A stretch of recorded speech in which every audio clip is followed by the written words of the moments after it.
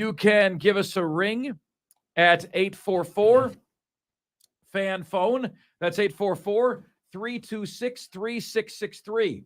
You can hit us on the text line today at 71307. Just start your text with the word FAN, and away you go on the show. And you can join us on our handy-dandy YouTube channel, which is up and rocking and rolling as well.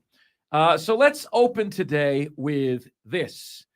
I have written down in front of me, all right? I've written down in front of me the top 10 games of 2023. Top 10 games of 2023. And I'm going to tell you right now who is going to win those top 10 games of 2023. What do you say? Now, what I want from you guys is for you to tell me where I'm right and where I'm wrong on this list. And over the course of the year, what I'm going to do is I'm going to channel these top 10 games, and I'm going to tell you my record. And I'm going to tell you right now that I expect to be no worse than 8-2 in the 10 biggest games of the year. So, Diesel, if you would be so kind, what I'm going to do is I'm going to hand you my magazine. And I've got it right to the page of the 10 biggest games of 2023. 10 biggest games of 2023. Gotcha. And if you can read those to me, I'm going to tell you who is going to win and why. Okay. 10 biggest games of 2023, ladies and gentlemen. On your mark, get set, go. November 25th, Ohio State at Michigan. Ohio State at Michigan. Michigan's going for 3 in a row. Nut job. Ohio State fans are saying, well, if Ryan Day loses 3 in a row to Michigan, we should get a new coach. Yeah, the guy's winning like 86% of his games. Really? Michigan wins this game because Michigan has the formula for beating Ohio State. Michigan is brawn and Ohio State is finesse. The problem is football, as you know, is the most physical of games. And so even though Michigan never has the speed out wide that Ohio State does, never has the skill position players that Ohio State does, an old football wise man once told me, your importance in the game of football is in direct proportion from the distance you line up from the football. In other words, closer you line up to the football, more important you are. Further away you line up from the football, less important you are. Ohio State's skills are not at really important positions to winning the games. The brawn of Michigan wins. I will go 31-26 Ohio State over Michigan. There's about 20 college football programs saying, Ohio State, please be stupid enough to fire Ryan Day. Please, we'll throw trucks of money at him. There you go. Diesel, what do you got? Next up, November. Wait. What do you got? Oh, in this game? Yeah. I am going to go. I'm going to say that Michigan keeps the streak alive. Give me the Wolverines. Okay. So Mark takes Michigan. Diesel takes Michigan. And you guys are always saying to us, hey, guys, how do you know how you did? Well, we're keeping track of this bad boy, okay? I am logging this right now as we speak. LSU at Alabama. Oh, you already have these written down. Oh, well, I want to hear from you. Yeah, LSU at Alabama, November 4th. LSU, do you want to go first? Or do you want me to go first? Go for it. I'm gonna take Alabama in this game. I think Alabama just has too much at every single position. LSU is still in a little bit of a rebuilding under a new head coach. I still think there's still opportunities for misses on the LSU roster. I think there are opportunities in places where they're not going to be what they want to be yet at this point. They may have talented guys there, but they may not fit exactly with what Brian Kelly wants to do overall. So, and of course, this is on the road at Alabama. Alabama doesn't lose at home very much. Give me the Tide. Yeah, look, it is at Alabama. Okay, it's at Alabama, and I understand that Georgia has quarterback questions and Alabama has quarterback questions. You know what I don't have questions about? The rest of the roster. You know what I don't have questions about? Nick Saban in year teens versus Brian Kelly in year 2. Give me Alabama for a multitude of reasons, okay? Whether it's Jalen Milroe or Ty Simpson, Give me Alabama. They're playing at home, and Brian Kelly year 2 is not going to be ready for that game. I like Alabama year 2. Okay, I really, really do. I understand. Plus, Alabama's got the revenge factor at LSU. Florida State against LSU, a rematch of a game last year that the Seminoles won by a single point. Yep. This game, unlike last year, they kind of did like de facto home games, Diesel. They're neutral sites, but they're de facto home games. Last year, it was in New Orleans. Florida State won that one. This year, it's in Orlando. Does revenge help the LSU Tigers? Yes, it absolutely does. I think Florida State is still a little bit of a fraud this year, not quite back. I don't think it's going to be a blowout, but I could see LSU pulling away late in the fourth quarter. I give me the Tigers in this one, by 14. The Tigers by 14. I'm going to say it's worse than that. I'm going to say it's Tigers by 20. But both Diesel and I like LSU comfortably in this game. All right, Diesel, here's a curveball for you. What do you got next? Next up, September 23rd, Ohio State at Notre Dame. Ohio State at Notre Dame. Top 10 games of the year, my friends. Spur Daddy says Florida State wins 38-35 over LSU. No chance, Spur Daddy. No chance. Okay, so I'm going to go, Diesel, with Ohio State. Notre Dame is not where Michigan is in any respect right now. No. Especially with the game against Michigan coming at the end of the year. Ohio State knows that if it wants any hope of making the playoff with a loss to Michigan, it can ill afford to lose another game over the course of the year. I respect Ohio State for taking on this game because they didn't have to do that, right? Didn't have to. Notre Dame went to Ohio State. Ohio State now goes to Notre Dame. I like Notre Dame in a 31-20 type of game on the road, Diesel. That's how I see it. Well, you feel exactly the same the way Spur Daddy does, because he also texted in 31-20 Ohio State over at Notre Dame. Now, Notre Dame loses to Sunbelt schools, so let's not be real. The state of that program is not at where they want it to be. Look, this is going to be a game of finesse versus finesse, and Ohio State is just going to out-finesse Notre Dame. So Diesel is going Ohio State, and I am going Ohio State as well, picking the 10 biggest games of the year.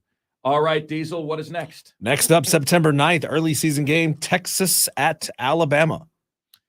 Yeah, again, for me, there's a trend here, Diesel, to go with Texas in this game. Why? Because they know who their quarterback situation is.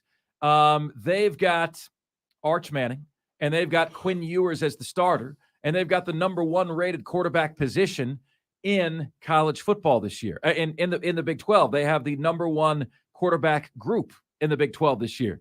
That said, that is the only position in this game where I feel like Alabama's at a disadvantage. All right. Alabama at this point is going to have to know how to put points on the board. You said the date on this one was what, Diesel? That one is September 9th. September 9th. So it's early in the season. That's why Texas has a chance, Diesel. Yeah. But we both picked Alabama to win this game last year. I remember that. And we were shocked at how close of a game it was. All right. At Alabama, guys, I'm not picking anybody at Alabama. I'm not picking anyone but Alabama at Alabama. Yeah, you don't pick against Nick Saban very often, period. No, you don't. And especially not at home, especially without wanting to send a message to Texas coming to the SEC. I think, players 2 through 22 in the starting lineup are serious advantage Alabama. Give me the Crimson Tide over Texas. Diesel, what do you got? I think Quinn Ewers is this is the season where Quinn Ewers is going to be exposed as just sort of an average at best quarterback, especially at that level of college football. I've never been down with these dudes that showboat with the blonde mullets. They look like idiots, and I think it's them trying to show off and overcompensate. And, I don't have a lot of trust in him. So I trust Alabama's roster a lot more than I trust Texas's quarterback. So give me the Tide. What do you guys think on the text line thus far? 71307. Let's see your picks coming in on the text line. Where are we right? Where are we wrong? to get the show started today. Next up, the number 6 game is Washington at USC, November 4th. Diesel, this game to me comes down to X's and O's versus Jimmy's and Joe's. And Kalen DeBoer has done a fantastic job coming to Washington. I really value what he's done, what he's built, what he continues to build. They're sound in the X's and O's. But USC has the Jimmys and the Joes. They've got Caleb Williams. They're playing at home.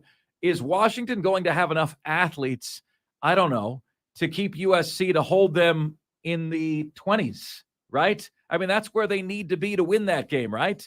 I don't think so. I think this is a 38-28 type of game, and I have USC winning at home. I could see USC taking off with this one and winning big, 28 points plus. Second year of Caleb Williams under that system, I don't think Washington has enough to hold with them. You know, it seems to me like one of those games that you get demoralized late and you start passing the ball all over them and you start racking up a lot of fourth quarter points, maybe close at halftime, maybe within reach at the end of the third quarter, but fourth quarter USC just starts piling them on. So I'm going to say Trojans win this one. Michigan at Penn State, November 11th. Here's an interesting one. Yeah, I don't know enough about Penn State this year. This is not one that I'm super comfortable picking, but I think Michigan is probably of course the stronger program across the board. They're a playoff caliber team. Penn State always seems to be just a little bit lacking in some of the biggest games of the season. They can win the games against the easy opponents, but when they face the big guys, the opponents that are better than them, they just sort of shrink away. So I'm going to go with Michigan in this one. Diesel's going with Michigan. Let's get the text line going today, guys. 71307. Start your text with the word fan, and away you go. This is our first disagreement, Diesel. Michigan is capable of being beaten. We've seen that twice in a row in the playoffs. That style of game, whiteout style of game on the road at Penn State, it's entirely situational. Michigan at the end of the year hosting Ohio State rivalry game is playing its best game at that time. They're not playing their best game earlier in the year. Drew Alar, the 5-star quarterback for Penn State, is all the rage in Happy Valley right now, man. And I think Nick Singleton and company in the backfield are going to be the difference. I think Penn State is able to get a 24-23 type of win at home over Michigan in a traditional whiteout game. Our first disagreement, Diesel going Michigan. I'm taking the Happy Valley home team. I'm going Penn State. What say you guys? 71307 on the text line. On to game number 8, Florida State at Clemson, September 23rd. Yeah, Diesel, to be the man, you got to beat the man, right? In order for the student to become the teacher, you got to take the teacher out.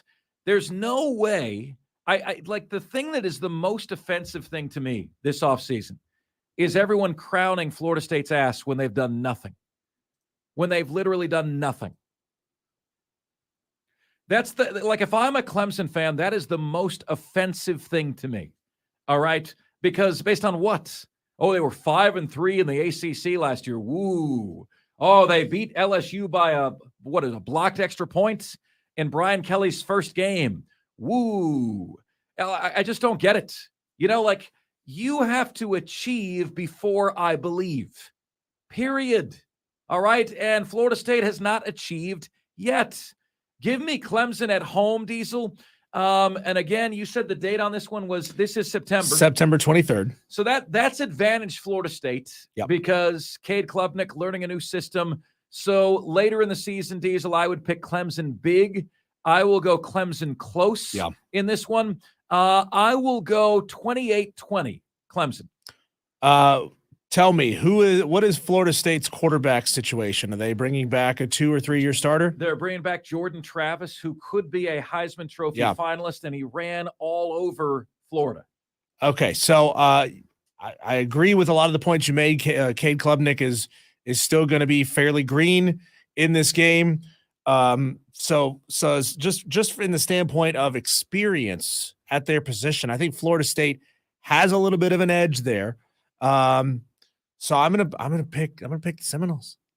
He's I'm going to going take the Seminoles. Seminoles to win this Really? game. Tight. I think Clemson. Wow. I think Clemson out talents Florida State at a lot of positions, but Florida State will have experienced talent, whereas Clemson will have young talent. Well, So I'll tell you, with that pick, Diesel, there's never been a better time for Clemson to lose that game, because now you don't have to hope Florida State loses 2 games and you win the division. Now you just got to be the second best team in the conference. right. And you will, if you take that loss, especially if you don't get just blown out and curb stomped, you have now a quality loss on your schedule.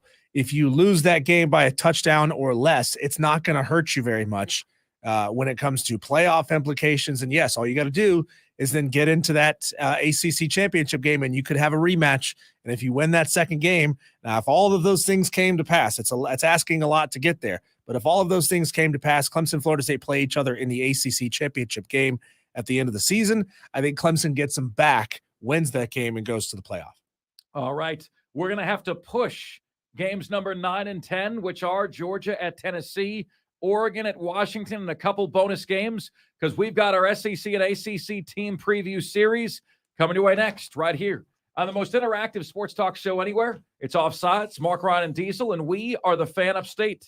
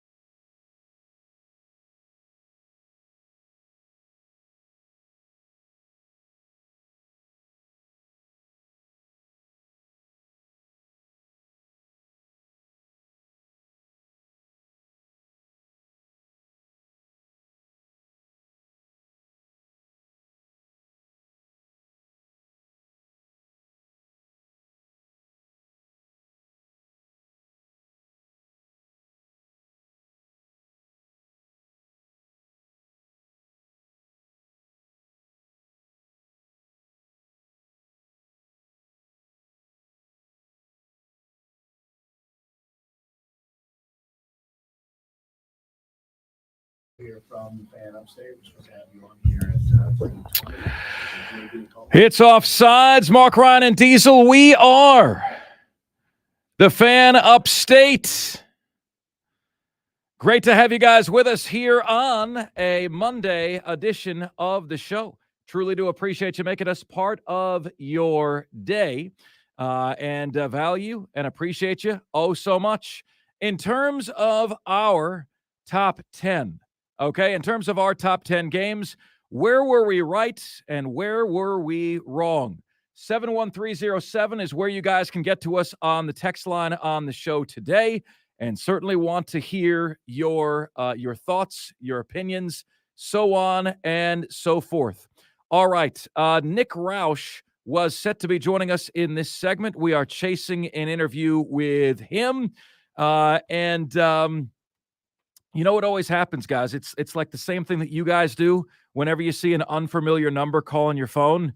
You don't answer, right? You don't answer. Sometimes the guests forget that they book something. Sometimes it's like, I'm not answering an unfamiliar number. And it's the same thing you and I do all day long, right?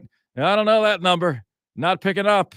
That number looks like a Gamecock fan. No, thank you. No, I'm just kidding. But I mean, we all do the same things, right? We all do each and every one of the same things. All right. So let us continue while we wait for Nick with our biggest games of 2023. Number 9. Diesel. Georgia at Tennessee. Georgia at Tennessee. This game is in November, toward the very, very end of the year. This game is November 18th. This is considered Georgia's best chance at an L. Yeah, Georgia is going to be really good. Every single position group, they're expected to be what you said, number 1 and number 2 in the conference at every single position group. Tennessee, I think, is going to have some growing pains early in the season, but I think by then they will have it figured out. This is going to be a slugfest. I really do. He says this is Georgia at Tennessee.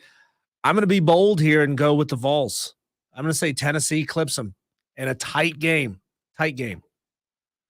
Wow. You're going Tennessee over Georgia in a tight game based on what, Diesel? I don't know, a hunch.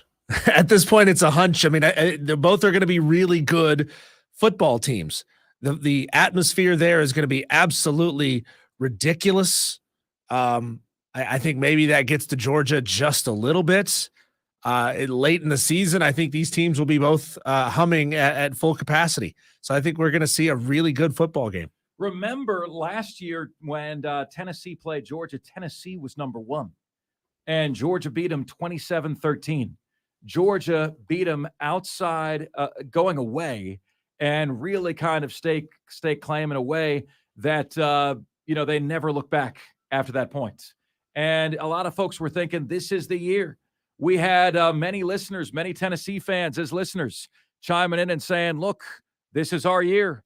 It wasn't. Georgia, way too much talent on the lines for Tennessee last year. That one individual system that was simplistic enough to beat, it was complicated enough to beat a lot of the teams in the SEC, but Georgia made it look simple in that game. And then the number 10 game on the season this year is Oregon at Washington. Oregon at Washington, the number 10 biggest game of the season. Could it perhaps be for the Pac-12? Could there be division title implications in this particular game? In this one, you've got Kalen DeBoer, you've got Dan Lanning, you've got, in my opinion, this year, maybe the second and third best teams in the Pac-12. I'll go home team in this one, Diesel. I'll go Washington. And I think Dan Lanning's, I don't know. I'll go coaching over talent in this one. Dan Lanning and that Oregon money, Phil Knight, Nike, they're building the talent there. But whereas I give USC a major talent edge over Washington, that allows USC to win that game. I don't think Oregon is there yet talent-wise. I'm going to go Washington at home. This one is a coin flip for me. You said, what's the date on this one? The date on this one is October 14th. Okay, so sort of mid-season, I say. I think both of these teams are sort of going to be rounded into a general idea of how good of a football team. Now they could jump up and surprise somebody, or they could or they could just fall flat. I think this is a game. It's a coin flip for me.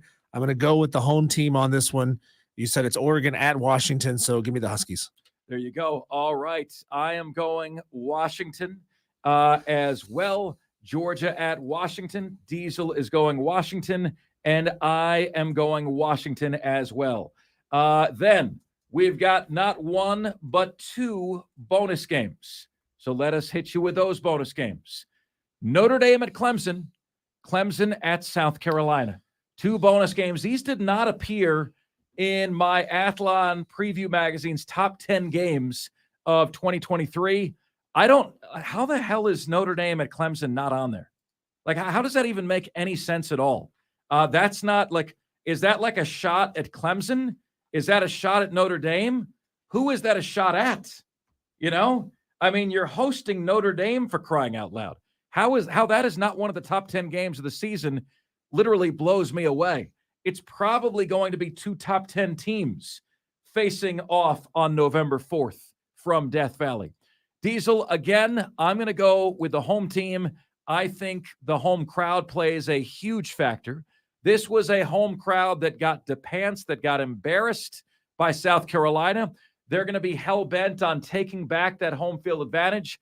Had the nation's longest home winning streak, no longer do. I think home field plus talent edge on the defensive line is the difference for Clemson in this one. I'll take Clemson at home. Yeah, I think Clemson has Notre Dame by a long shot on talent. And the date on this one again is? The date on this one is November 4th. Cade Klubnik at that point, I think we'll have it figured out. I think Clemson wins this game, comfortably, 2 touchdowns. Wow. And I'm going to go Clemson by about 10, and then Clemson at South Carolina, Diesel.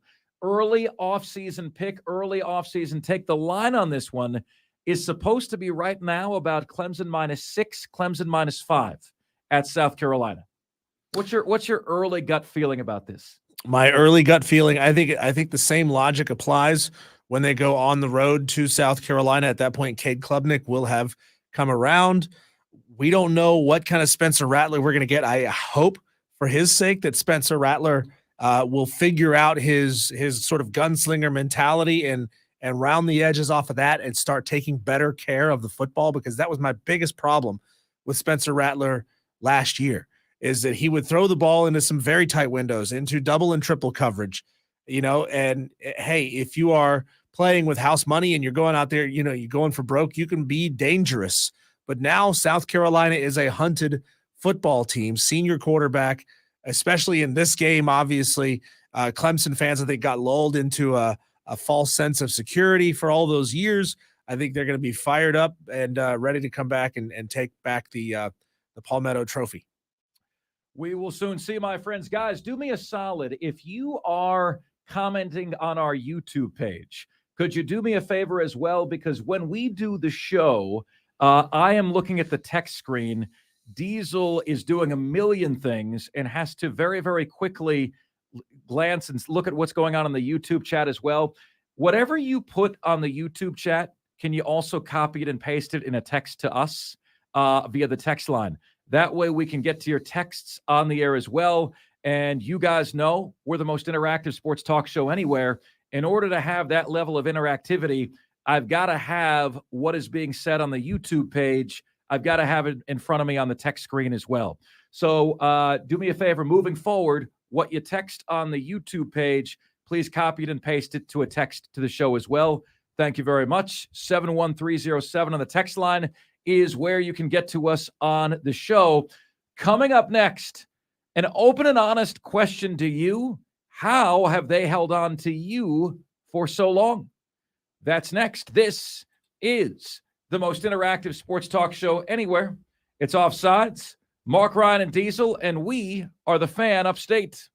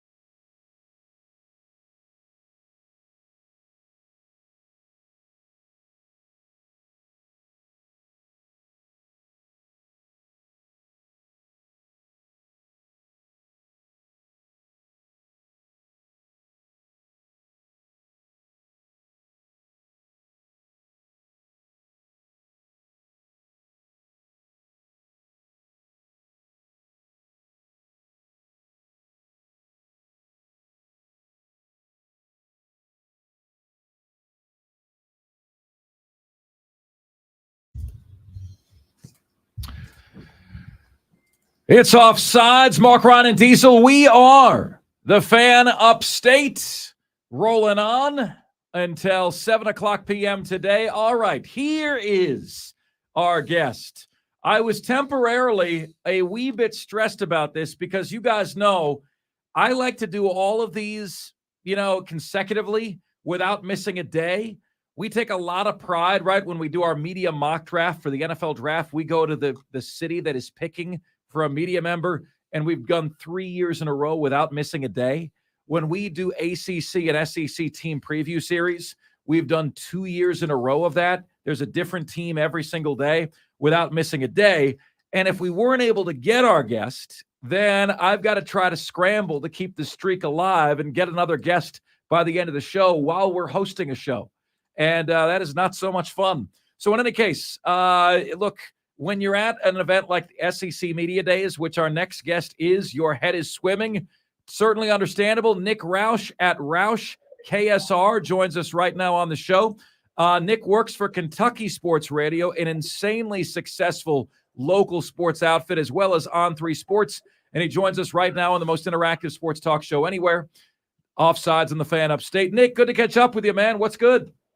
Glad I could help keep the streak alive. I had to. I was in the middle of conversations about Will Rogers, Jaden Daniels, who's more mediocre. It was riveting stuff on Radio Row, and it gets a little crazy around here. It's day one. We're just getting our toes wet. Eli Drinkwitz is about to take the podium. He is the bane of my existence. So I appreciate you pulling me away so I don't have to roll my eyes.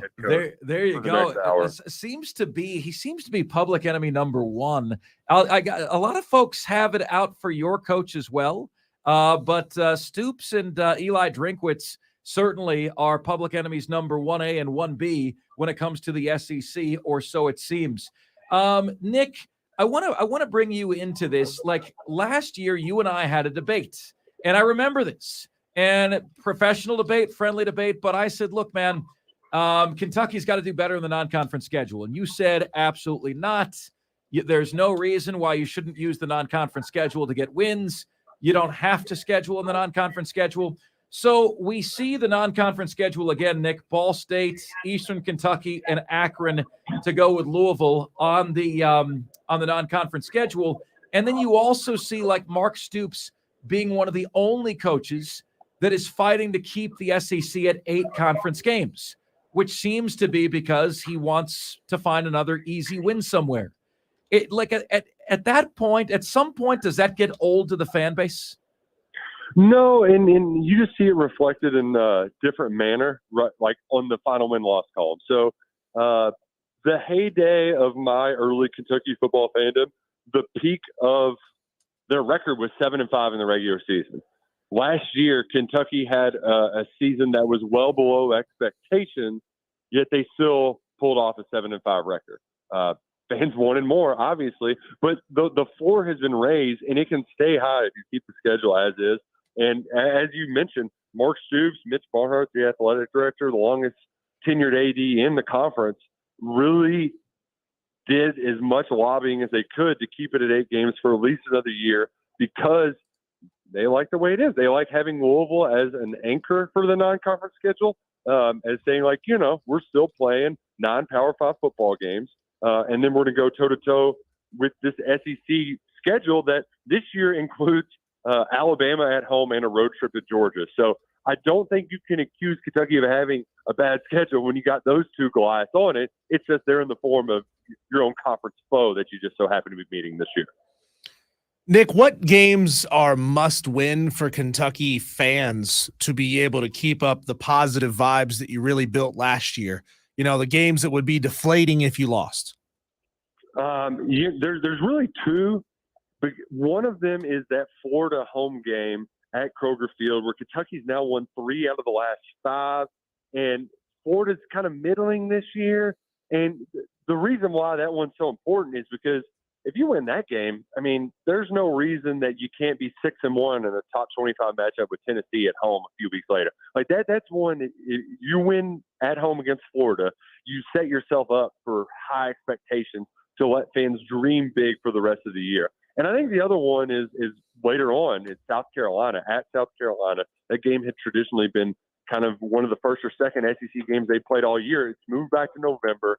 And last year, Kentucky laid an egg in that game. Will Levis was hurt. He was out. And then on the first play, they basically give up a pick six. South Carolina got it to 1, scored on the next play. But that's a game that Kentucky fans really just – there's something about Shane Beamer, South Carolina, they really don't like. And I think it's because the Gamecocks, they had that run right before Kentucky came to power. And up until last year, it won 6 out of the last 7. And losing that game stung. The end of the schedule is not kind to Kentucky. I mentioned that Alabama game. So really, that one kind of is a must-win, because if you don't win, you could have a scenario where Kentucky loses 4 out of their last 5 games. So that one feels like you got to go steal one on the road. Winning on the road in the SEC, not easy, especially at Williams-Brice Stadium. That's why Kentucky has to be on top of their P's and Q's when they go to Columbia. Nick Roush from Kentucky Sports Radio and On3 Sports joining us here on Offsides. Mark, Ryan, and Diesel. We are the Fan Upstate. Nick, in your opinion, what are the factors limiting Kentucky football's potential? A lot of it, up until this point, has been quarterback play. And you could even make the same case last year, even though Will Levis was a second-round draft pick. He was one of the most talked about players at SEC Media Days last year. Kentucky hasn't had that sort of difference maker at that position. They've got the weapons for him now. I think that could certainly help take him to the next level. And a lot of it has been just finding the right recipe with quarterback and signal caller. Liam Cohen is back. He's been the best offensive coordinator that's held that title since Mark Stoops got to town. And the drop off in third down and red zone touchdown scoring percentage, Kentucky was top 5 in third down percentage under Cohen, and then we're ranked in the hundreds last year once he left. Getting that sort of consistency, staying ahead of the chains. The Cats have never, under Mark Stoops, it's always going to be defense first, but having that offense that can really threaten you vertically down the field, it can open up so much, and I think that's what's held him back. And the makeup of this team this year, they're only going to have success unless they're passing the ball well and scoring a bunch of points in the game, because that's where their strengths are personnel-wise, right? It's all in Devin Leary, the NC State transfer, who threw 35 touchdowns and 5 interceptions in 2021, and in a talented young wide receiver and tight end room, one of the deepest group of pass catchers we've seen at the University of Kentucky.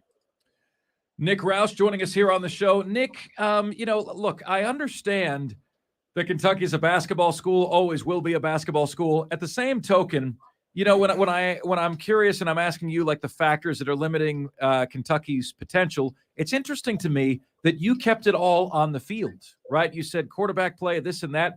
I think most people think largely you can't win at Kentucky because of geography and because of the popularity of Kentucky hoops long term. But the way I see it, Nick, it's not like Nebraska has this amazing geographical advantage, right? What they have is history, right? And they've got Matt Rule trying to reinvent the wheel there. But you're making history. Mark Stoops is making history every single day. So do you see it being possible for Kentucky ever to be good enough to advance beyond this 8-4 with an easy non-conference schedule? I mean, could they ever get to a place where they're garnering the attention of the blue chip ratio? They're getting close to a blue chip ratio. What do you think? See, and that's a great question. And I think that's one that Kentucky fans try to block out at times. And that's, have we plateaued, right? Is 10 wins in a Citrus Bowl once every 3 or 4 years, like, is that as good as it can get? And I think the answer is no, because of the transfer portal. Because you're right, the blue chip ratio, they can get that. They are going to get there just by high school recruiting, because there's just not enough kids in Kentucky. They might have, they got a quarterback committed next year that's a top 100 guy, but like those guys don't come around very often. So how do you do that? You just get the experienced ones. You get the transfer portal guys, and Kentucky's done well enough to raise the talent bar, particularly at the important skill positions. They got a tackle from USC, a 1,000-yard rusher, Ray Davis from Vanderbilt. they're getting those kind of guys from the portal to raise that ceiling. But I think ultimately what it comes down to is what is the peak. And for me, if you have the right coordinators in place, if you got the right play callers in place, one of these years where it's every 2 or 3 years Kentucky is a 10-win type of team, they can do that and make the 12-team playoff once. I think that's the peak. But as far as playing in Atlanta for an SEC championship game, I do get the sense that, like, you're being second best, it does feel like it's about as best as it can get because it's so hard to keep up with the Georgias and Alabamas of the world. Nick, what's going on internally inside of the football program as far as, like, how are they reaching out to those stalwart basketball fans, those fans who are as basketball diehard as it gets and barely pay attention when it comes to football season, you know, from the common fan all the way up to the big donor fans? How are they reaching out to them, and how successful are they so far at doing that? Well, you'd be surprised to say that right now Kentucky football is more aligned with their donors than Kentucky basketball, because Mark Stoops, assistant coach Vince Mara, Liam Cohen, they're much more active in the community and the social scene. Boosters like to be hobnobbed. And John Calipari, he's done this for 15 years. He's not in the hobnobbing kind of business. So from that aspect, the biggest donors right now are more so aligned with the football program than the basketball program. And then I think from the average Joe aspect, it's easier to get tickets to football games. I grew up as a football season ticket holder, and I bet I went to 3 basketball games before I got to college. Like that, the access is much more there. And you got to think of this too. The kids that are signing up, that are being recruited by Kentucky right now, they were when Benny Snell was breaking the all-time rushing record for UK on New Year's Day and beating Penn State. These kids were like 13 years old, right? They were in middle school. That's like prime of when you become a fan. So for a lot of these kids, you know, they don't know. The younger fan doesn't really know the blues, the lows that many of us have experienced throughout the years. So I think a lot of that, and you're seeing it reflected in attendance numbers too. Kentucky had its best. They averaged over 60,000 last year, I believe, for the first, only the second. It was the second best attended year since they changed the stadium. So you're seeing it, you're feeling it. You can feel the passion online, and now it's just a matter of delivering for them. They delivered in that Big Four to win a few years back, and now it's maintaining that high four and being consistent. And not losing games like Vanderbilt and South Carolina. A two-part relationship question here, Nick. What is the current relationship? Has there been any improvement in the relationship between Coach Cal and Mark Stoops? And second part is, we all can know and admit and confirm that the stupid sunglasses comment was about Shane Beamer, right? Yeah. There is serious animosity between Mark Stoops and Shane Beamer, and he won't say it publicly, but I think it goes back to Muschamp, is that Stoops always felt that Muschamp got more credit than he deserved, and I think he feels the same way about Beamer because his last name is Beamer. And because, to be frank, South Carolina, they win a lot of games on special teams, some good luck, and not necessarily, the ball has bounced their ways in a lot of these close games. Now, you got to give them credit for Tennessee and Clemson, but there's definitely animosity there. As for Stoops and Cal, I think they're fine now. It was very much a point of pride thing for Mark Stoops when Cal said that. It felt like a personal shot at him and something they've combated on the recruiting trail. And it's one thing for somebody else to say it. It's another thing to come from your own house, to come from your own home. So I think things are fine there. Are they great? No. But there's definitely still competitiveness from within the UK athletics program. Nick Roush joining us here on Offsides, the Fan Upstate. Devin Leary, what are you seeing? What are you hearing? He seems like a guy to me, Nick, that doesn't have a huge NFL ceiling, but there's a long lineage of quarterbacks who are great college players that didn't necessarily have the NFL prototype. What's the rub there on Devin? It's weird. The first time I saw him, I was like, gosh, this guy's tiny. But that's just because I was used to standing next to a 6'4", 250-pound Will Levis. It's Sure. a little different. But oftentimes, you hear the coaches, they'll say nice things about it, but I like hearing from the defense. the guys who go up against him in practice. And one of the safeties, Zion Childress, had a quote in spring practice because Leary was healthy enough to participate fully in spring ball once he kind of shook off the rust from that pec injury. And it was a pass. It was an in route, 12, 15 yards over the middle of the field between the linebackers and safety. And Childress, he just we played. It was perfect defense, and I don't know how the ball got there, And that's, I think, where you're going to see the biggest improvement is that Will Levis had the big arm, he had the rocket arm, but he struggled with the layups and struggled particularly throwing those passes in between the levels of the defense. Whereas Leary's accuracy it's out of this world. It really is, and I'm not going to be one of those guys that's going to say, well, Leary's a better college quarterback than Levis, because I think that's just a little lazy and maybe a slightly disrespectful to Levis.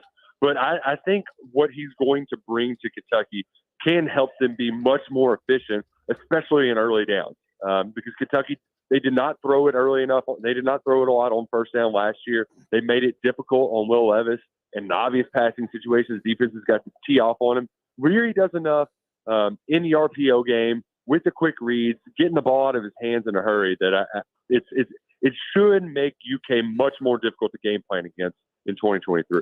Got about a minute left, Nick. What would be success? How do you define success for Kentucky this year? 8 wins feels like the 4 for satisfactory, but there's a lot of belief that 9 and 10 wins should be on the table. The problem is, though, is then you run into what are the losses? If it's a 9-3 season, it's most likely Tennessee, Georgia, Alabama, and right now, a lot of it is just throughout Kentucky's highs, Tennessee was at their lowest.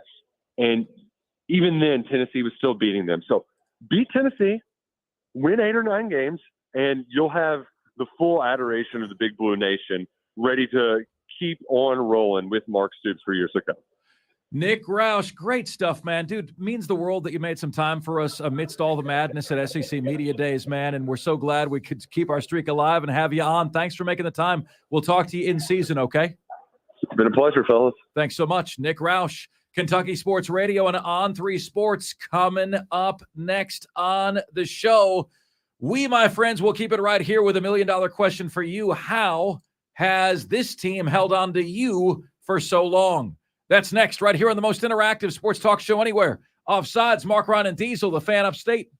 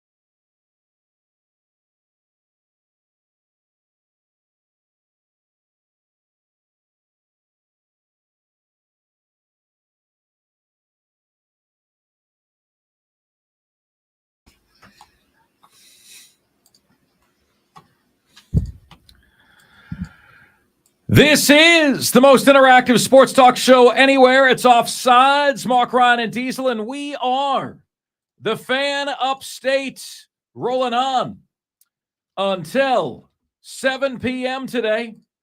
Fantastic to have you guys with us. Truly do appreciate you making us part of your day. And we roll on until 7 p.m. on this Monday edition of the most interactive sports talk show anywhere. Fantastic to have you guys with us.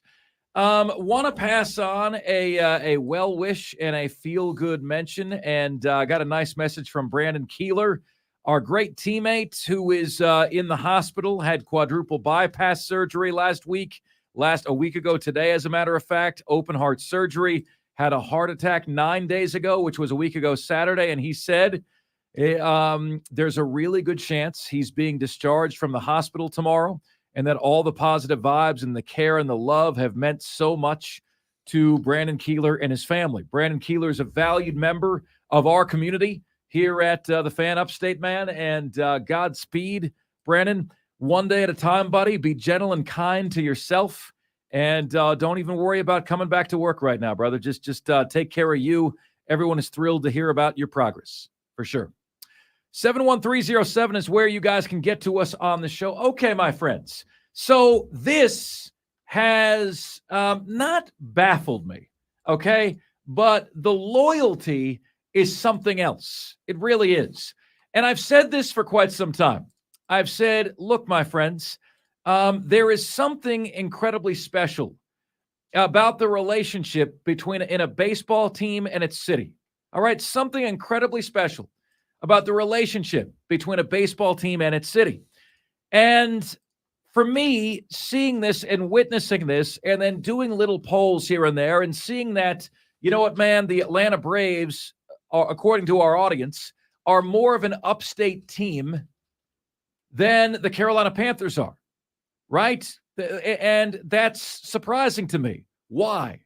Because the NFL trumps Major League Baseball. What does that tell me? And, by the way, the Carolina Panthers are closer to you by about 30 to 45 minutes than the Atlanta Braves are. Right? I mean, if you put a pin in the center of upstate South Carolina, the Carolina Panthers are closer to you than the Braves, and they play a much more popular sport than the Braves do. And yet the Braves still rock it out. There's still so much popularity for that team in this area. And so I'm curious, guys. My question to you is simply this. What is it about the Braves that has allowed them to hold on to you for so long? What is it about that connection? What is it about that team that has created a situation where in the upstate, walking around, I see more Atlanta Braves hats than I do any other team? And so, well, Mark, it's the closest team here. Yeah, that is true.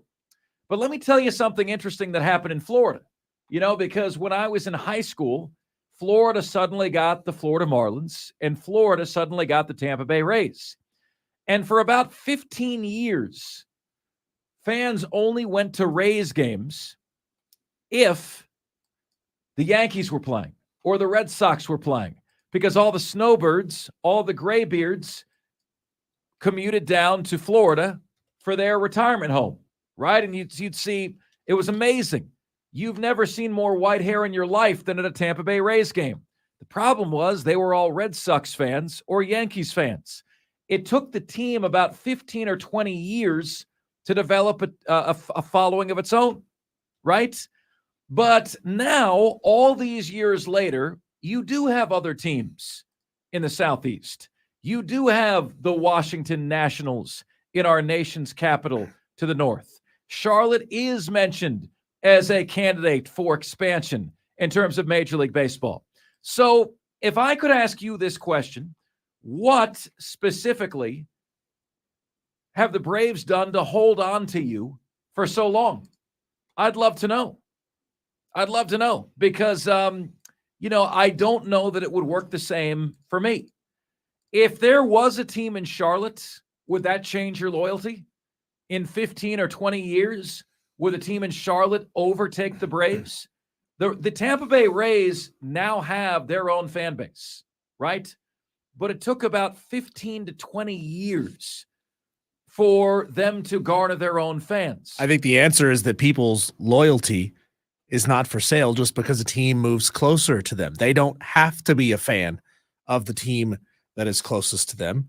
And the team that moves in has to build their own fan base. You don't just inherit a fan base because you plopped a stadium and a team down in Charlotte or Nashville or wherever. You have to earn it. You have to get them one by one. Just because somebody lives in Rock Hill and has been a lifelong Braves fan doesn't mean they're going to turn in their Braves fan card and be a Charlotte whatever fan.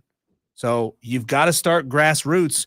And I think that's the assumption that a lot of television networks have, that a lot of boardroom members have. They just believe that if they plant a flag in a market, all of a sudden they've got that market. It doesn't work that way. People are not numbers that can be moved around on a ledger. You know, you don't just automatically get every baseball fan in that city because you plopped a team down in that city. You don't automatically get a state or a city in college football as far as a media market just because you invited a member into your conference from that city. That's not how it works. As much as they want it to, that's not how it works.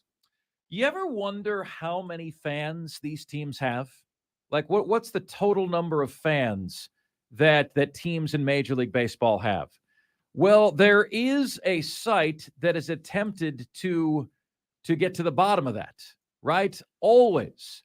So this is based on numbers shown on Facebook, right? So if you're a Braves fan, you like the Braves on Facebook, yada, yada, yada. Based on number of likes on Facebook. So you're a fan, you like the team's page on Facebook, et cetera, et cetera, et cetera. Here are the teams with the greatest number of fans. The Yankees have 8.2 million. That's number one. The Red Sox are number 2 at 5 million. The Dodgers are number 3 at 3.5 million. Thus far, pretty accurate, right? The Cubs are 4th at 3.4 million. The San Francisco Giants are 5th at 2.8 million. And then you keep going and you got the Braves number 7 at 2.3 million. The biggest reason why, right? Biggest reason why is because the Atlanta Braves had the Southeast for how many years? Before the Rays came aboard, before the Marlins came aboard, before the most recent run of expansion talks began. They're top 10 in terms of number of fans. And that should surprise nobody.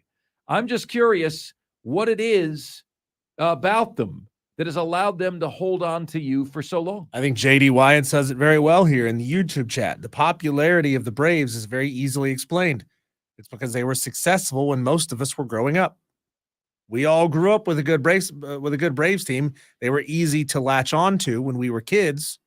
And we are going to be lifelong Braves fans because of that. Doesn't mean that you can't attend a Charlotte game because you want to see the spectacle if Charlotte were to get a Major League Baseball franchise. You can attend it. You can go there when you're when the Braves are playing them and have a great time, but you get to go there and root against the Charlotte team. Texter says TBS created the Braves fan base years ago. Bingo. Spur Daddy says no team in Charlotte will ever take over the Braves. I don't think a Charlotte MLB team will ever come close to touching the Braves fandom in these parts. Well, Spur Daddy, they said the same thing about the Tampa Bay Rays in Tampa. No team here will ever overtake the popularity of the Yankees and the Red Sox because Northerners moved down to Florida. It'll never happen. And it did happen. It just took a long time. And there's still a lot of Red Sox fans and Yankees fans in Florida, but now there's not as many as there are Rays fans in Florida. It just took some time, but they overtook the Yankees and the Red Sox in that area. Yeah, some people want to latch on to the local team, and that's great. That's great. They'll get some people interested, but you've got to overtake, and you've got to get them one by one. It's going to take a grassroots campaign for any of these teams to be good, and it really helps if they're successful. It really, really helps if Yeah. they're successful. And the best case scenario, and given the way that the Braves roster is built, it seems very unlikely. But the best case scenario for a Charlotte team or a Nashville team would be right as this team is coming into the league, the Braves slump. And they're not good, and they're not fun to watch, and they're making bad decisions. But the way this Braves franchise is built and the roster is built, I don't think that's going to come to fruition. So these teams are going to have an uphill battle. That is the question for you guys. Let's see here. Braves baseball has been a part of my life since I was a kid. It's ingrained in me and everyone around here. Let's see here. Texter says, did Nick Roush just say that Williams-Brice is a tough place to play? Maybe if your name isn't the Citadel. Ouch. Let's see here. Madcraft wants me to know. He sent me a tweet from France's Women's World Cup team. I will check that out, Madcraft. Texter says, someone not liking Shane Beamer. Imagine that. Texter says, they got NC State's washed-up quarterback. I watched that guy last year before he got hurt, and he is nothing special. A good college quarterback. That's about what he is. But can a good college quarterback beat the Alabamas or the Georgias of the world in a system? If you have a system around him, I don't know. You know, like for me, guys, and I guess I ask Nick Roush all those questions because for me, what Kentucky is doing, I wouldn't be satisfied with that as a ceiling. You know, like it seems like their goal every year is to go 4-0 in their cupcake non-conference schedule, where they play nothing but the Sisters of the Poor, and then go 4-4 in the SEC and finish 8-4. You know, okay, well, we're going to beat Vanderbilt. We need to beat Missouri. We'll split Florida and South Carolina, and we'll win one more game. And it's like, okay, man, congratulations. You go 8-4 every year. You might finish on the fringe of the top 25. But I'd want to, it's nice to get to that point where on a scale of 1 to 10, your program's like a 6, but then it's all about how do you grow from there, right? How do you take the next step from that point? And I'm not really seeing Kentucky doing that. Do they need to make a change from Mark Stoops? All credit to Mark Stoops for getting them to this level, but now who can take you to the next step? Because folks, there are no more geographical excuses for why you can't be successful. Used to be Diesel, oh, well, Nebraska's on TV every week. Now everybody's on TV every week, right? You're all on TV every single week.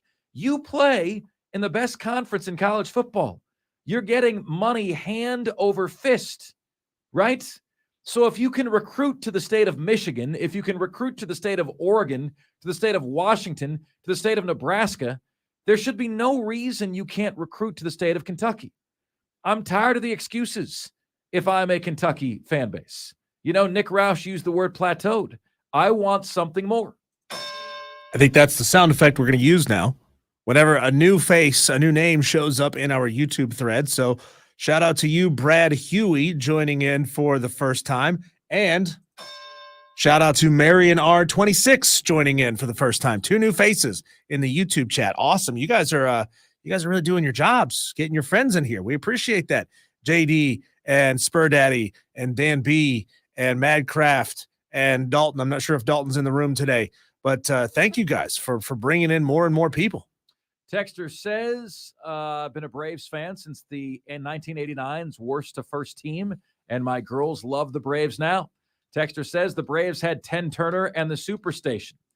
Texter says, I grew up a Greenville Braves fan, so it made it easy to be an Atlanta Braves fan.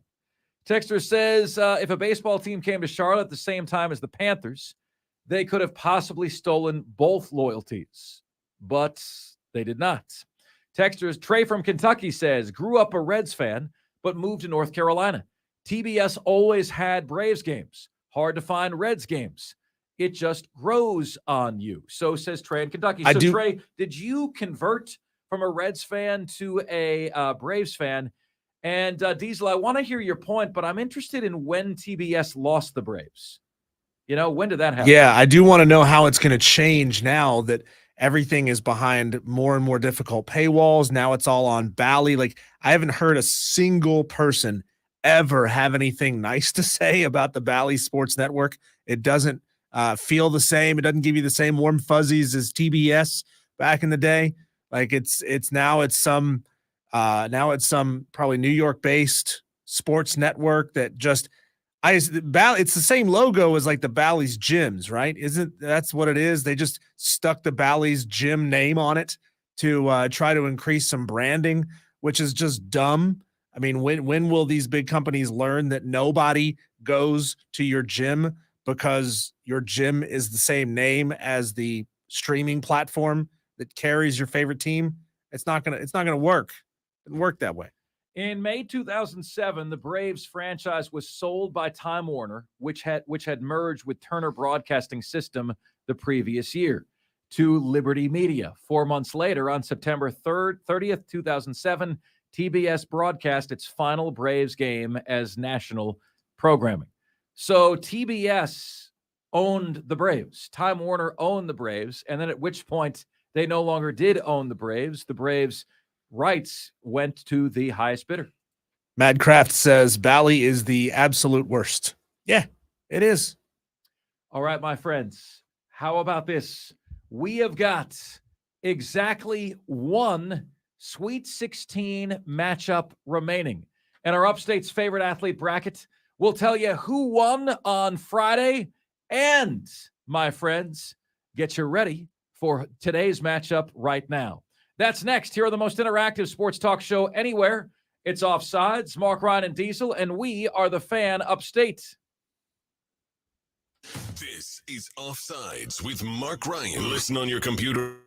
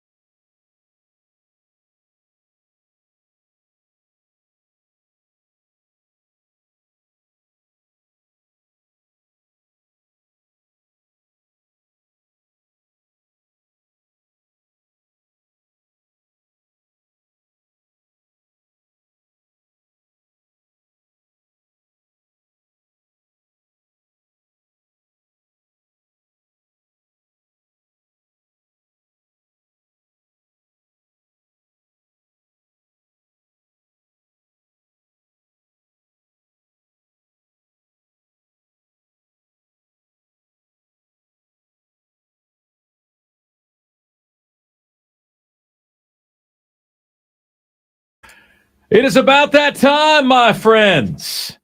Time for you to get your votes in. This is the final matchup of our Sweet 16. Folks, here are the 7 combatants that have already punched their tickets to the Elite Eight of the Upstate's favorite athlete bracket.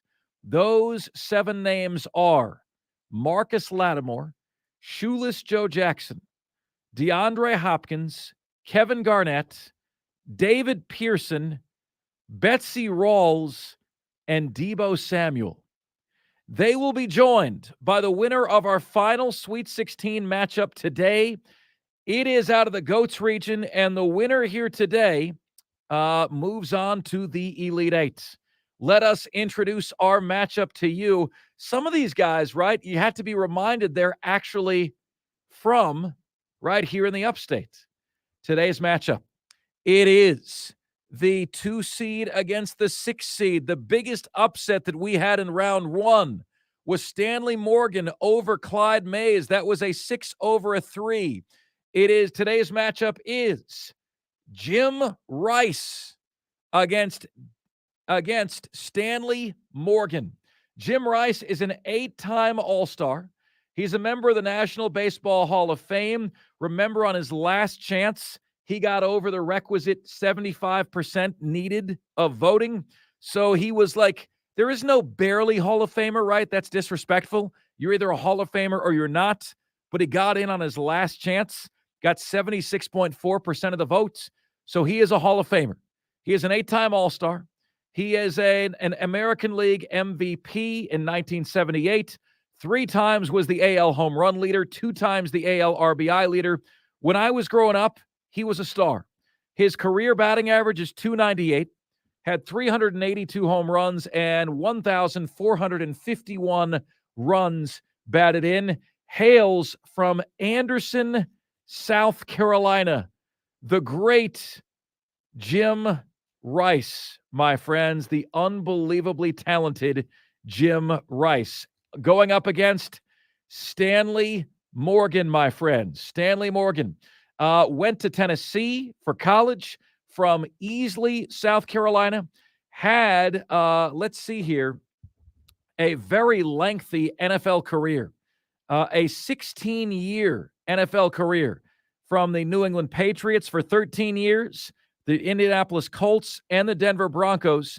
In college, Stanley Morgan had never had a year in which he had 1,000 yards receiving. He had more rushing attempts, in all honesty. But in the National Football League, blossomed into an unbelievable wide receiver, had 3 seasons of over 1,000 yards, is not in the NFL Hall of Fame, but was a 4-time Pro Bowler. So what we have here, folks, 10,716 yards. In the Upstate's favorite athlete bracket, you can vote for whomever you like. Jim Rice from Anderson, Stanley Morgan from Easley. But if you want to go by the on-field accomplishments, Stanley Morgan, 4-time All-Star. Jim Rice, 8-time All-Star. 71307 on the text line is where you can get to us on the show. Please get your votes in right now. These 2 guys deserve your votes. They deserve your attention. They deserve your love. Jim Rice, Stanley Morgan, who goes on to the Elite Eight. If you are hearing this right now, please get your vote in via our text line as soon as you possibly can. How do you get your votes in? Well, you open up your phone, you go to the text message screen, you type in the number 71307, you hit enter. Your text screen will open up. You write the word fan, and then you give us your vote. So your text will say fan Jim Rice or fan Stanley Morgan. Please get your votes into us beginning right now. 71307 on the text line. Again, just start your text with the word fan, and away you go on the show. All right, Diesel. Jim Rice, Stanley Morgan. These are 2 very, very, very worthy combatants. Sure. So you had 4-time All-Star at the highest level. 8-time All-Star at the highest level, NFL, MLB. We have an AL MVP. We have a receiver who was the number 1 wide receiver on the Super Bowl team, and they both hail from right here in the Upstate. Yet another example of how the Upstate owns in terms of athlete production. We're a fantastic area for that. What do you got?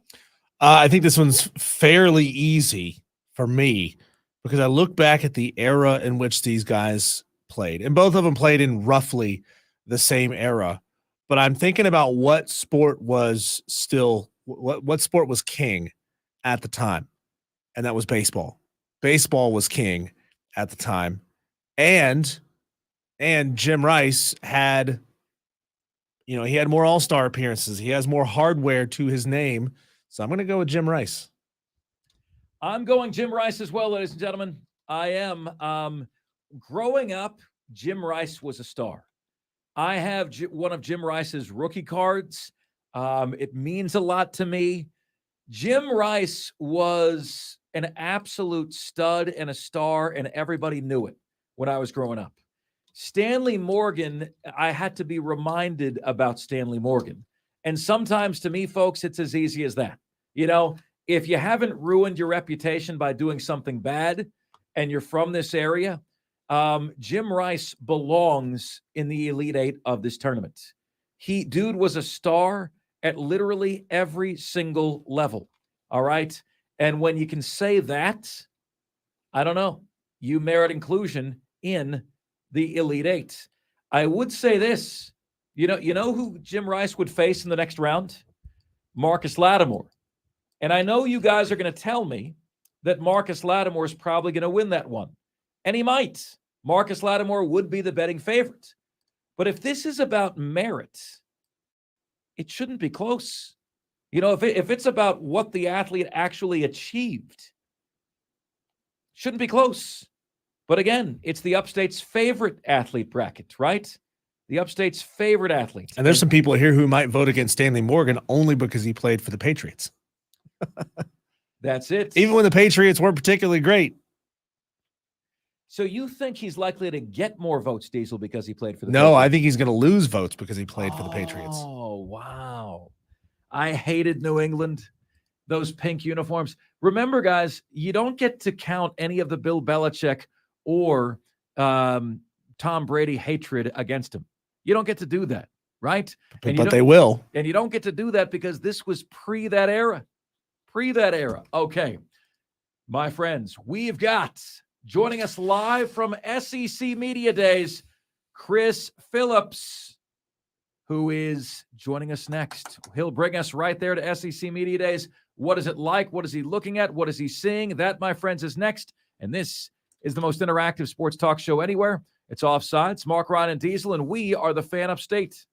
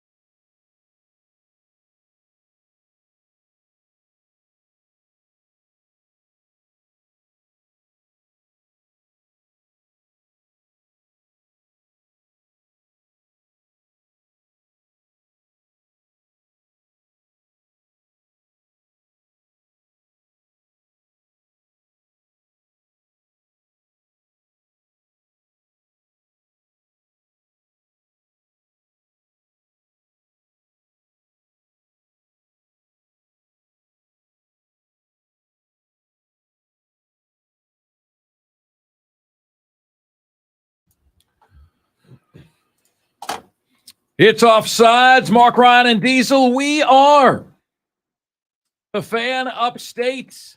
Fantastic to have you guys with us here on a Monday edition of the show. All right, Chris Phillips joining us here momentarily. I'm told here he is good to go. And joining us from the SEC Media Days from Nashville this year. As we wait for Chris, let's check and see what your votes are. We've got votes coming in for Stanley Morgan here. How about that? Jim Rice, texter says, how did Stanley Morgan wind up at Tennessee and not at Carolina or Clemson? Texter says, is Jim Rice in the Hall of Fame? The answer is yes. So see, texter, like to you and me, right? That makes it obvious. But there's no rules on who you have to vote for here, right? It's not the Upstate's best athlete. It's the Upstate's favorite athlete. So people can vote for who they want. My vote goes to Jim Rice because I had the warm fuzzies for Jim Rice growing up, had all his baseball cards, was a big deal, was one of the stars of the era, right? You can't mention 80s baseball without talking about Jim Rice. And I don't feel the same about Stanley Morgan, although he did have 3,000-yard years, 4 Pro Bowl berths in the NFL. What is your vote? Jim Rice, Stanley Morgan, joined right now by owner, founder, originator, curator of the Spurs Up Show. Chris Phillips joins us on the line. He is at SEC Media Days in Nashville. Chris, good to catch up with you, man. So I always do this, Chris. This is always a policy of mine, right? Whenever we've got a guest on that's at the IT event, I say to you, Chris, bring us there. Okay, so we're not there right now. You are. We'll be at the ACC kickoff next week. Bring us to SEC Media Days, Chris. It is your first day at something like this. Was it all that you hoped it would be? What's the experience been like? Yeah, Mark, first things first, appreciate you having me on. Diesel, what's going on? And apologies for being a minute or two late, but appreciate you guys' patience. And also, by the way, great job this morning, Mark. I was hanging out with Jake Crane and the Crane and Company boys, and we were having great conversations. So great job this morning on that as well. But, thanks, bud. Yeah, you can probably sense it in my voice. It's electric. It really is. It's an awesome experience from getting to interact with the coaches and players to, really one of the cool things is just the who's who of college football being here. If you put college football Twitter in one room, that's sort of what SEC Media Days feels like.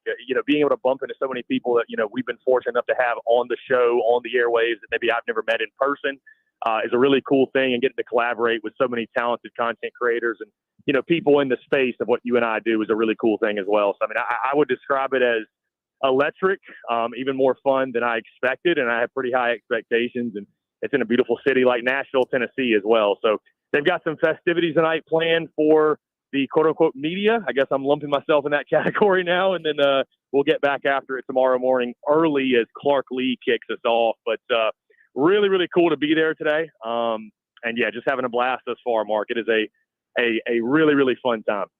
Chris, who has surprised you that you told yourself you weren't going to do it? You said, I'm not going to fanboy over any of my media heroes, but who did you see and your heart just sort of jumped a little bit? You got a little giddy.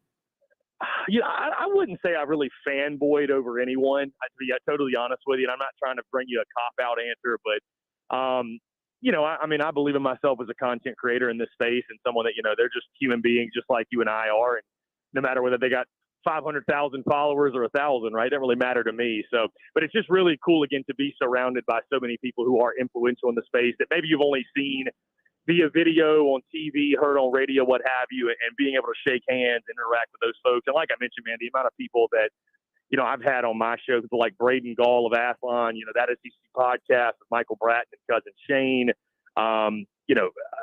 Billy Derrick of the Door Report now with Vandy Sports, John Neighbors from Arkansas. The list just goes on and on and on of people I could list off. And then meeting guys like Jake Crane, too, in person and that entire crew. So I wouldn't say there's anybody that really had stood out that I've fanboyed necessarily. But, I will say this. I was able to ask Brian Kelly a question about transfer running back Logan Diggs. And, it's interesting doing what we do, like having these conversations.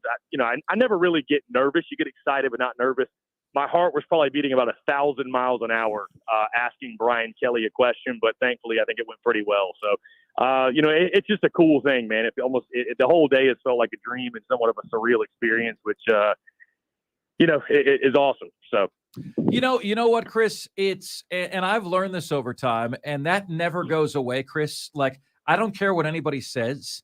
Your heart never stops going a mile a minute when you ask a press conference question. But it's not because of the coach. The fear is that, like, your peers are all in the room, right? Like, you respect these people. Like, these people, to some degree, the questions you ask determine what your reputation is. So the fact that the coach then has the power to turn your peers against you is what makes your heart race. That's what does it, Yeah. And it's happened to me for years. Yeah, for sure. I mean, I think one of the funnier questions I heard today was somebody, I think he asked all three of the coaches that appeared, Brian Kelly, Jimbo Fisher, and Eli Drinkwitz, about the impact of AI in college football. And Brian Kelly gave sort of some long-winded answer, and Eli Drinkwitz is like, I think that has no impact. Next question. So you just kind of never know.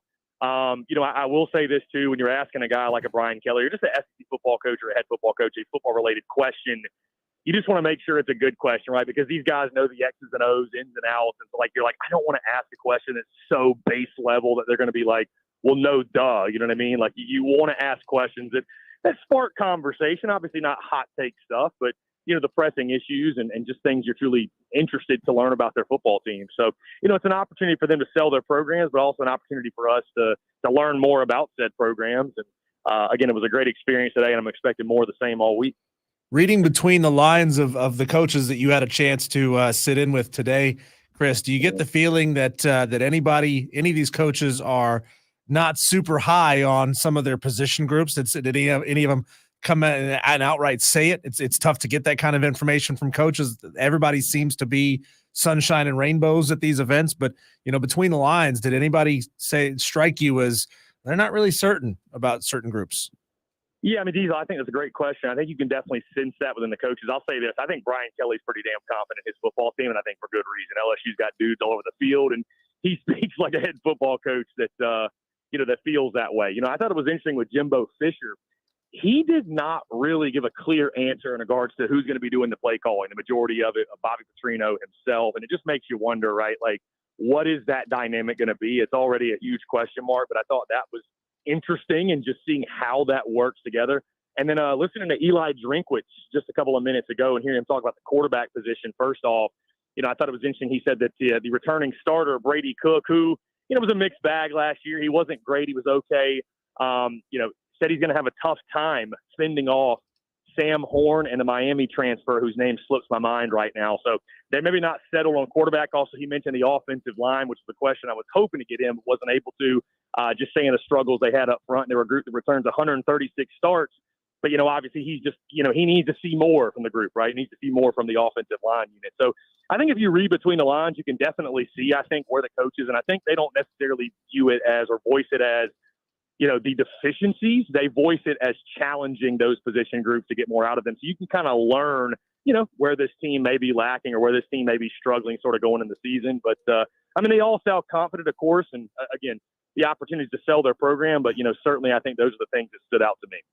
Trey, I think, texts in with an interesting question for you, Chris. He says, if Vanderbilt were not such an academic institution, is Nashville a place that would be attractive to recruits? In other words, Chris, are you surprised that Vanderbilt has been unable to parlay the attractiveness of that city into more gridiron success? Yes, I am. Just being here, I haven't really been able to go downtown, explore everything, but it's a beautiful city. It reminds me a lot of Charlotte, North Carolina, and it is wild to think that, Vanderbilt has not been able to parlay this city of Nashville and what it has to offer, professional teams, what have you, into more success on the field. Obviously they have their own challenges. They need to invest in the program. I think they're doing that with the renovations of their stadium and the extension that Clark Lee, I think, just got today. So it'll be really interesting to hear at tomorrow's SEC Media Days availability. But yeah, man, being in a city like Nashville, I don't know. It doesn't make a whole lot of sense, but then you realize which team is here. So it's a beautiful place for sure, and glad my first Media Days experience is here, but certainly you would think it would translate to more success for a school like Vanderbilt. Chris, a couple of guests that we've had on the show, Taylor Estes from Texas, and then another guest we had on, I can't remember which school he was representing in our previews. Both were talking about Nashville, and we were thinking about the comparisons. I think Nashville is, 10, 15 years ahead of Greenville, but do you see, as a Greenville area resident, do you see positive comparisons between Nashville and Greenville, or do you just see two completely different cities?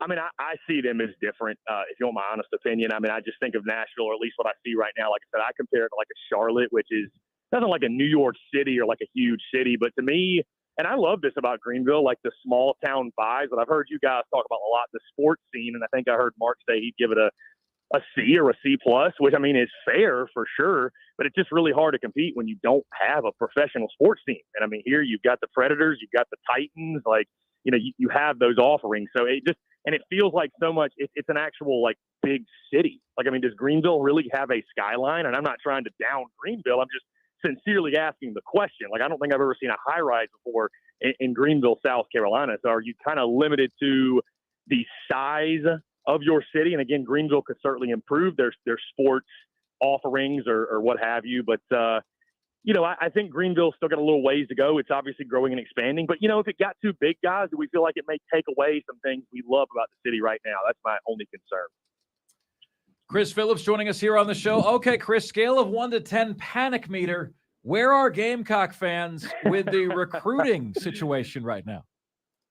Well, it's funny, Mark, because I'll pose that question at times. Like this morning, I mention it. And I have a couple of people in my mentions that are saying, you're the only one that's panicking. Real Gamecock fans aren't panicking. But just based off of what I see on social media and the people I talk to and what I hear, I would say from the fan base side, on a scale of 1 to 10, I'd probably say it's at right now about a 7 or 8. I think folks are just growing really weary of seeing these blue chippers pick other schools, and especially when it's a guy like a Malcolm Ziegler who, you play that team week 1. You play the North Carolina Tar Heels in week 1. So, what can fix all this, guys, is Dylan Stewart making that announcement later this month if he does indeed pick the Gamecocks. I think that will obviously make people feel much better, warm and fuzzy inside, if you will. But, I mean, it's been a while, guys. Listen, I'm not worried in a sense. I think South Carolina just, they got really, really hot early, and they've gone on a drought. I mean, just call it for what it is, man. It doesn't mean that Shane Beamer isn't doing well in recruiting. It doesn't mean the program's in disarray. But, I mean,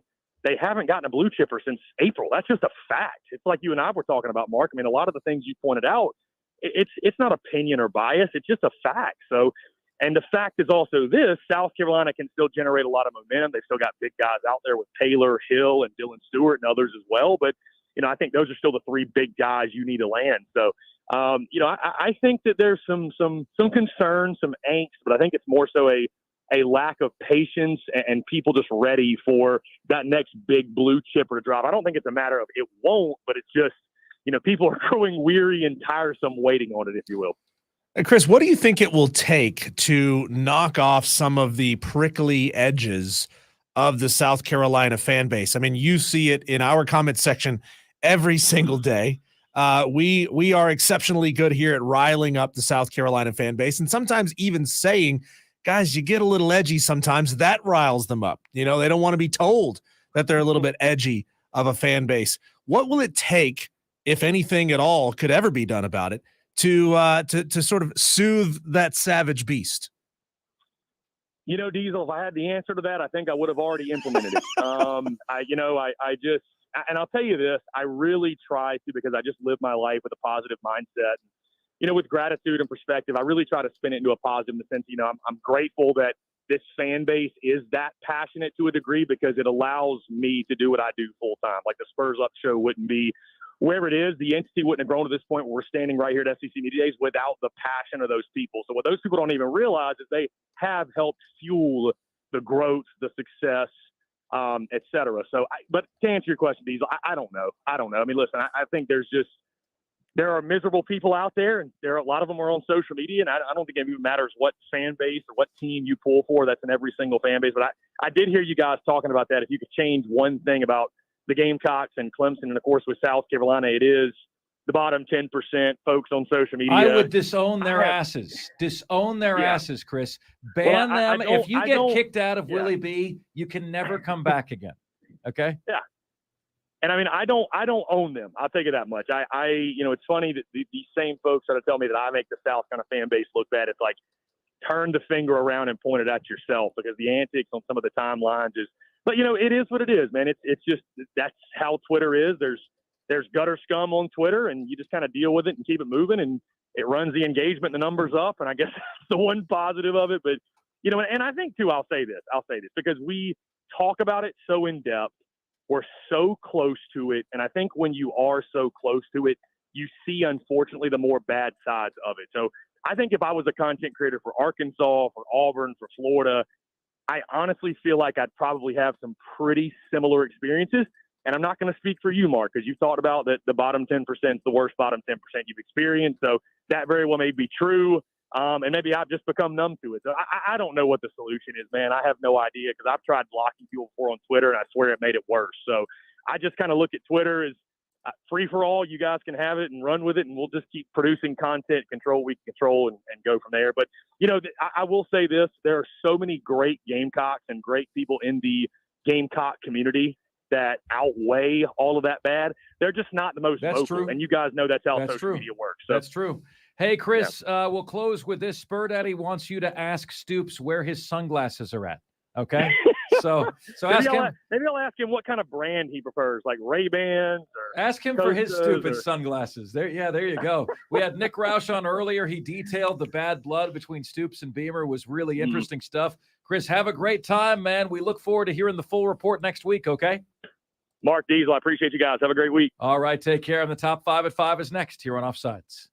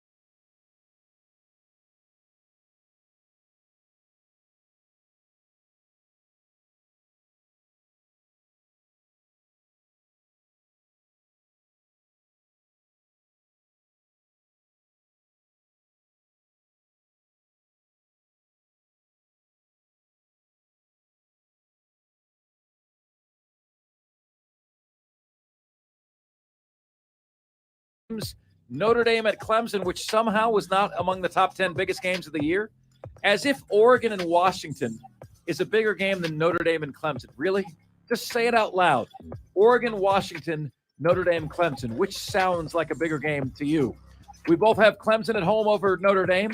We both have Clemson on the road at South Carolina. Our picks are early picks, way too early picks. Biggest games of the year is where you can get to as our call for today. Okay, next up. Another newbie, Deontay Bird, in the YouTube chat.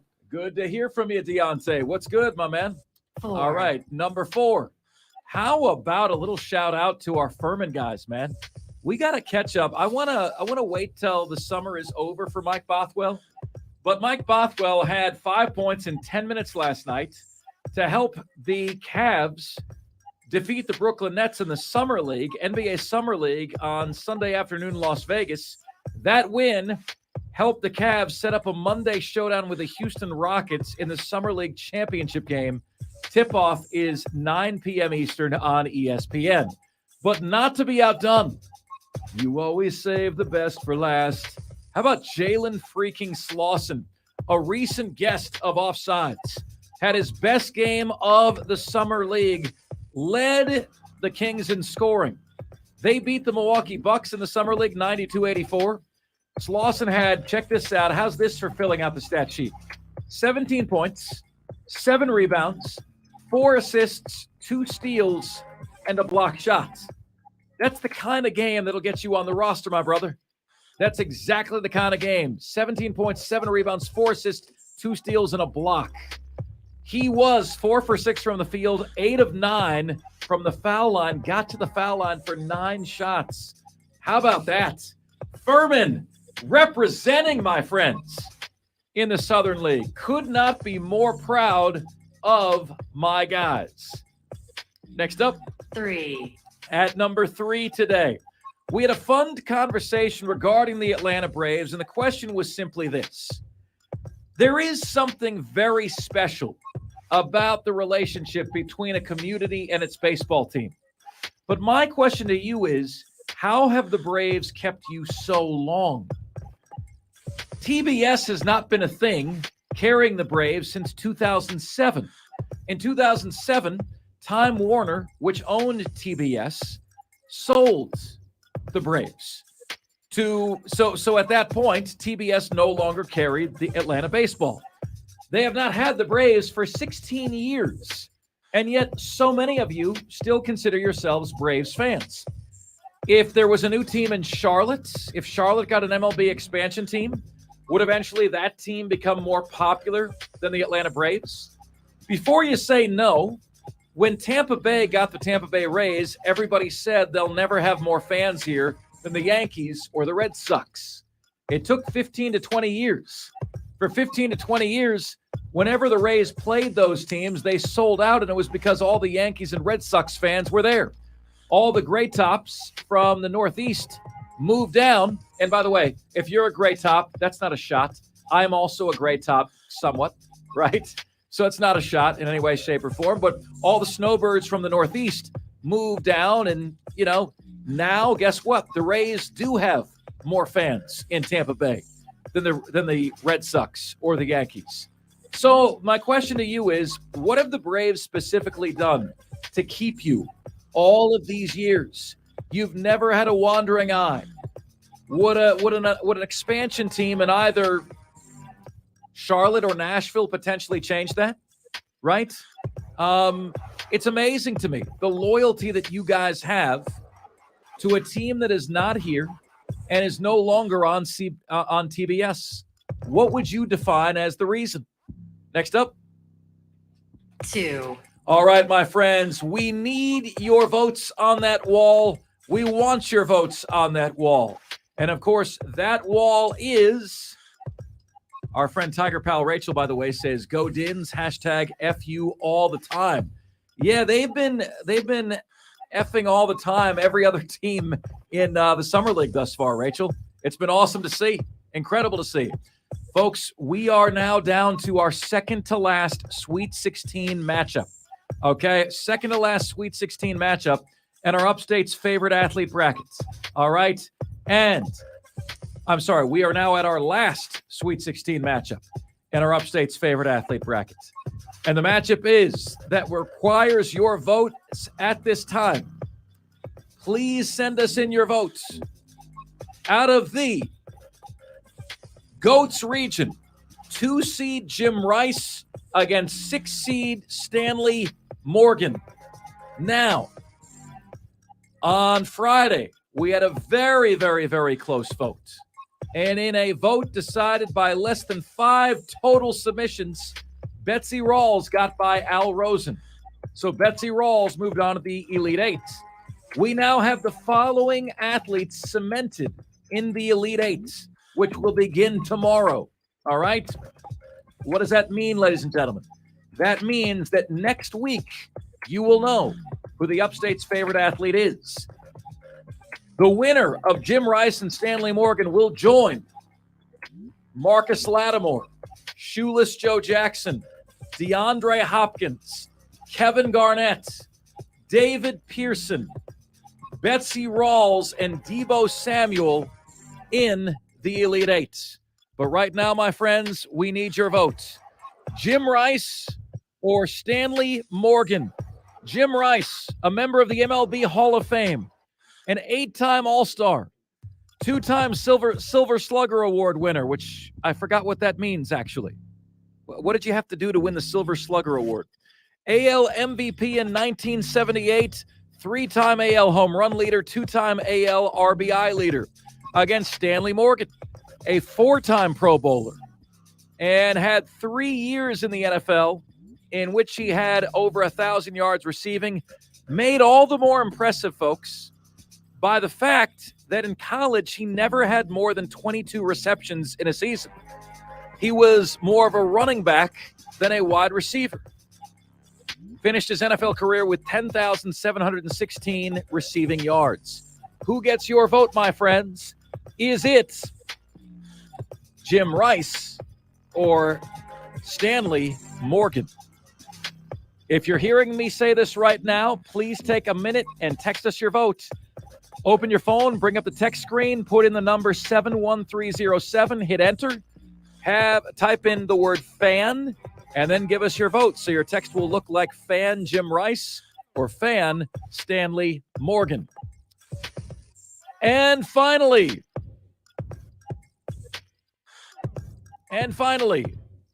One. at number 1 on the show today for the top 5 at 5, Wimbledon was yet again won by a non-American, Carlos Alcaraz. The wonderkind, man, is unfreaking believable with his level of dominance. Beats who many people say is the GOAT, Novak Djokovic, in the Wimbledon final. You guys hear me say the greats age differently. Novak Djokovic could have earned some greatness points with a win at this stage in his career, but was unable to fend off in 5 sets Carlos Alcaraz. Here is the final call of Carlos Alcaraz's win in the Wimbledon final.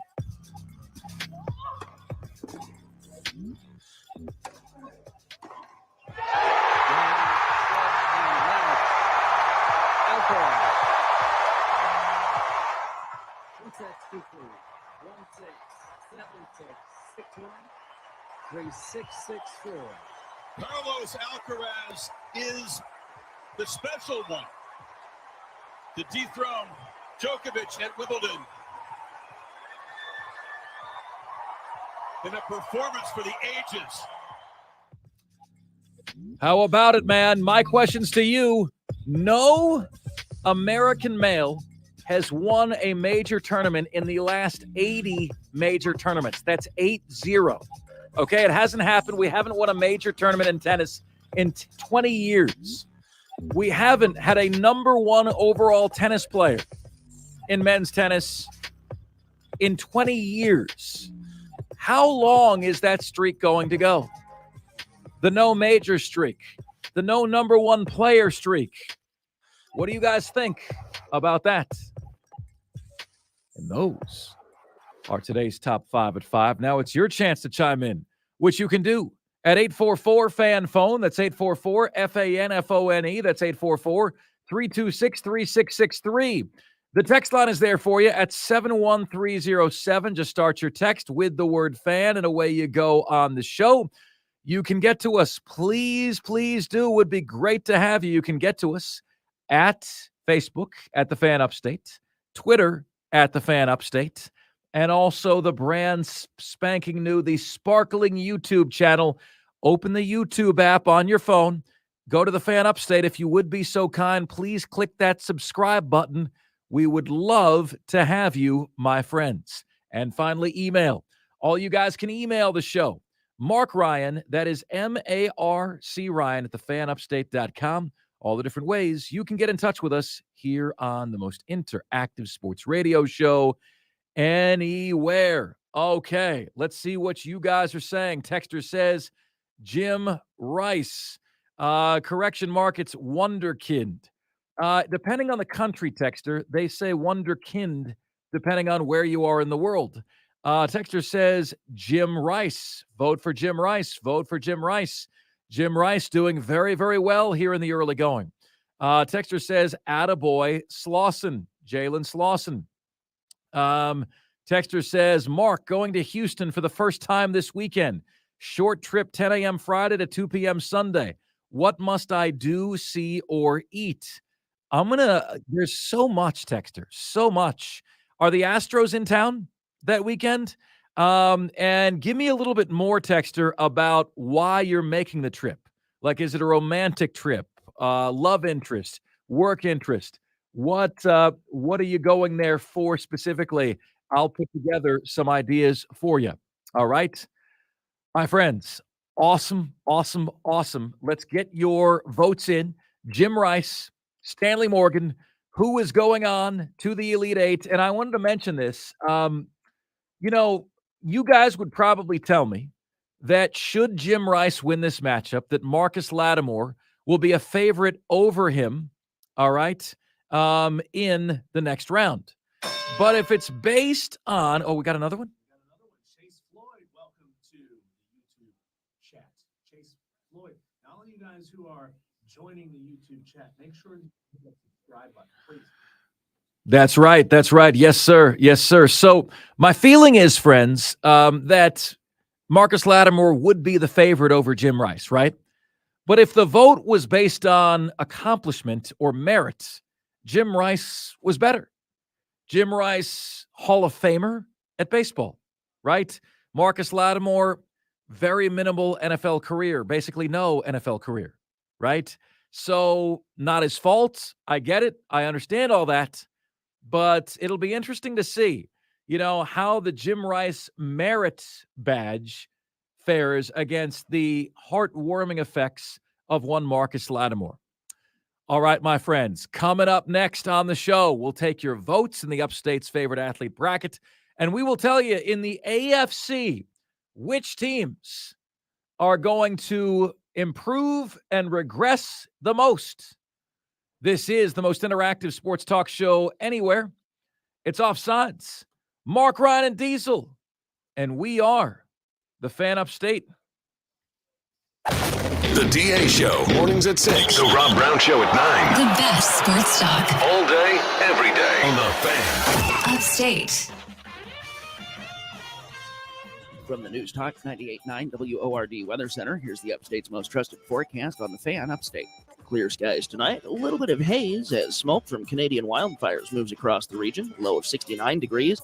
Tuesday, sunny with a high of 95.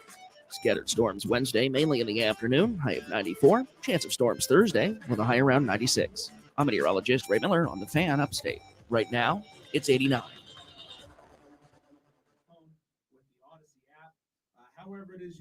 I'm Erin Hawksworth here to help you beat the books with BetQL.